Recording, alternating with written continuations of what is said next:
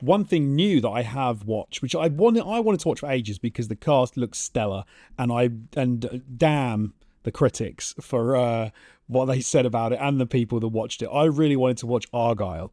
I thought that looked like a hell of fun, and I was there for it. Um, Okay. Yep. so it came onto, I believe it came onto Apple TV, I think it was, a few days ago here in the UK. So I hopped over there to watch Argyle to see whether I was right or whether everyone else was right, and Argyle was worth it. And no, Argyle's crap. That's yeah. I was going to try and I'm soften the not. blow there by saying that's disappointing or that's a shame, but it's none of those things. It's exactly as expected. Look, I will expand slightly without boring Okay. people too much. I will say, um, so like I enjoy the story's not bad. Like again, I don't want to spoil anything. People haven't seen it. I know it's not been out long on Apple TV. Like the story is not bad. I didn't mind the story, and I didn't mind the characters. Like I think there's some like fun to be had here. It was one of those films I think you can put on, you can enjoy. It's not like a bad film as in it's terrible. Okay. But when you take away that side of it, the like there's fun to be had and there's cool lines from certain people, and it's Jesus, I can never remember his name. Because the Henry main Cavill. no the main sort of dude with Bryce Dallas Howard, Sam Rockwell. Sam Rock. My wife is telling me in the background Sam Rockwell. I always forget his name. I don't know why. I really like Sam Rockwell. He's a fantastic character I've actor. Yeah. always really liked Sam Rockwell. I think he's fantastic, and he is really good in this. I almost, do you know what? I would watch it for that. I would watch it for how good I think Sam Rockwell is in this. Just I think he's fun. I think his character is cool. But the film is just like,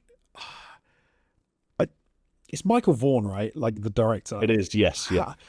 In some respect, and this is going to sound, maybe this sounds far too mean. I don't understand how directors can sit down, watch their own film that they've just made, and go, "Yep, happy with that." Yes, I know what you mean. And this is one of them where I'm I like, do sometimes. how? I do sometimes think that it's much more complicated than that. In so much that I have sometimes, as a video editor, I've had like a week to edit something, and I've sat down at the end and gone, I'm not happy with that, but like, that's it. I don't have any more time. I've got a 100%. deadline, and I think when you have that, and it's like I just made a $200 million movie, and I'm not happy with that. It's even more complicated. But that's what I mean. Like, you just said if I sit down and I've had a week to do something, he didn't have a week. He had as much time as needed to make the film. Like, at some point, you've got to say you had all the resources, you had access to everything. Like, there was a scene in this film right at the beginning where Dua Lipa is riding off on a MV Augusta dragster, like gorgeous bike, and then it cuts to an aerial view, and she's then driving down this looping road, ridiculous speed, and the CGI is horrible and it looks ludicrous, and it is just like bad all over. And you think like for one, like all you've done is go to get a very pretty lady in a gorgeous location with a fantastic motorbike. All these things exist in the real world. You could have just shot that scene with a stunt woman on the bike and just done a cool shot, but instead you use some nasty CGI that didn't look very good. Yep.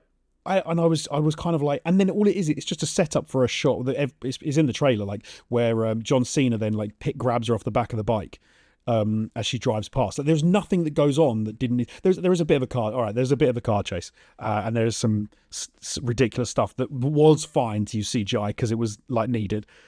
But I just didn't. I just didn't get it, man. I'm like, why did you include this crap? I think that's totally. I think no. I think that's totally justified, especially when I think, and I don't want to pick on Matthew. Actually, that's a lie. I do want to pick on Matthew Vaughn. I want to pick on Matthew Vaughn a lot, but I think that's a mistake or a trap that he's fallen into a number of times. And when you're talking about repeating errors, if they are to be perceived as errors across multiple films, then what you're talking about becomes even less forgivable.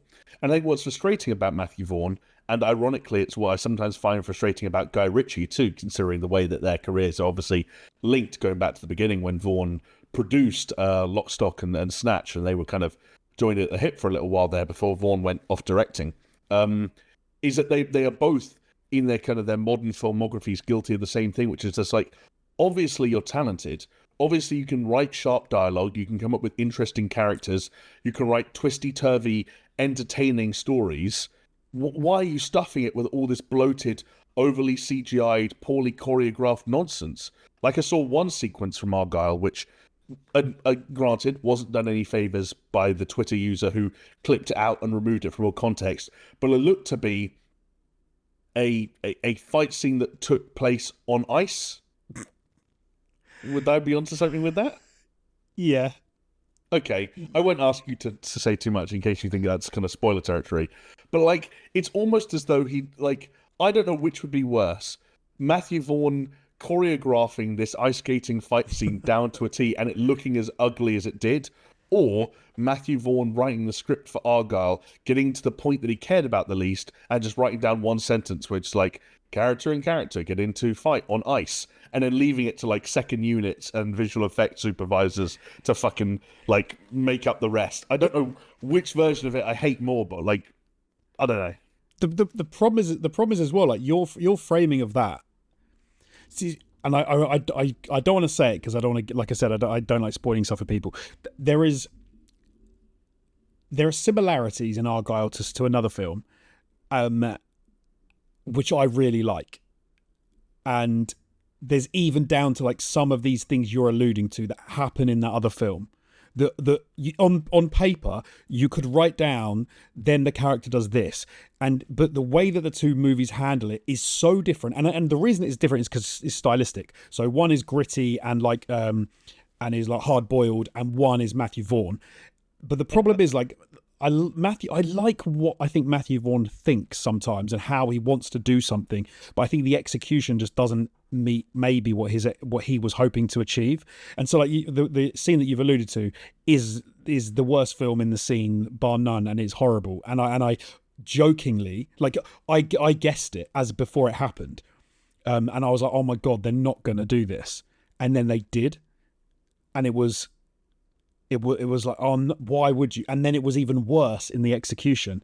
And then and that's, like, I imagine if I'd sat down and watched that back afterwards, I'd have been like, we're cutting this from the movie.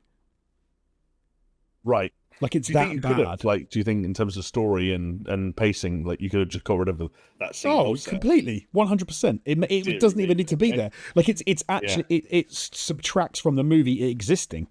Like, it is a 2-hour, 20-minute long movie, to be fair. Yeah, you absolutely don't need it. Like, but this is why it's a bit of an annoying thing. There's other things in the movie as well. Like, there's other scenes that just are just bad. I wasn't a big fan of Bryce Dallas Howard in the role either. Like, she plays the first half fine, but then I don't know, it just kind of goes off the boil for me, and I was like a bit like, nah. Sam Rockwell's phenomenal. Like I said, I think he's great in nearly everything I've ever seen him in. But I still think it's a failing in the director. I don't think it's Bryce Dallas Howard's fault at all. Yeah, she's a good actress. She's just done some fine stuff. Argylle, unfortunate. Fun to be had, bad movie. Yeah, that has got to be the bare minimum at this stage for Matthew Vaughn. If there's not at least a little bit of fun to be had, that he's not bringing anything else to the table. One of the rare examples, and maybe I'm, like, talking out my arse here, but, like, there are elements of his filmography that back this up. One of the rare examples of a director who I think benefits from being reined in by, studio supervision. 100%. As soon as he got complete creative control, I still remember going to the cinema, being a big X-Men First Class fan, and seeing the first Kingsman film in the cinema, and walking out the cinema thinking I wanted to bleach my eyes. I know some people don't mind that film, but I just thought it was noise. It was adolescent, overly visually distracting, headache-inducing noise, and I was not pleased.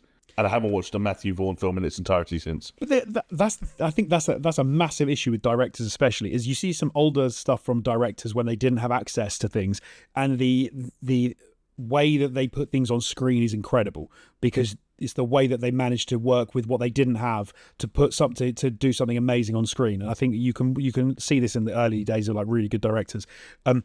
But then it does seem to be a common thing that when they get like unlimited access to whatever they want, and people go, yeah, man, we'll just throw money at it, we'll just do it, we'll just use graphics.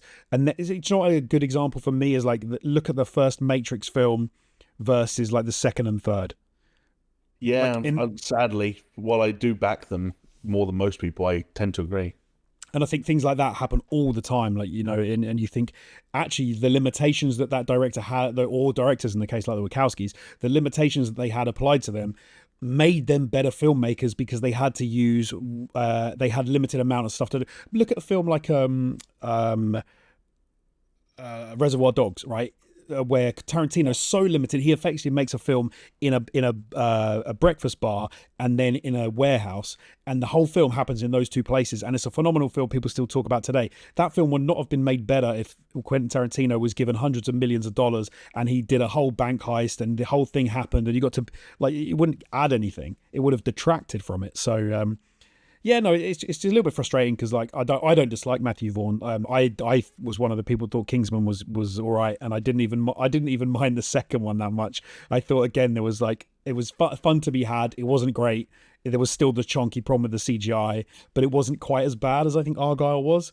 But yeah, unfortunately, the thing that I can say that sums up the second Kingsman film is I took 2 transatlantic flights when that was the hot property being touted by the in-flight kind of film service, and I still didn't watch it. Wow. Okay. Yeah. Fair enough. Because I think I might have vomited if I watched that on a plane.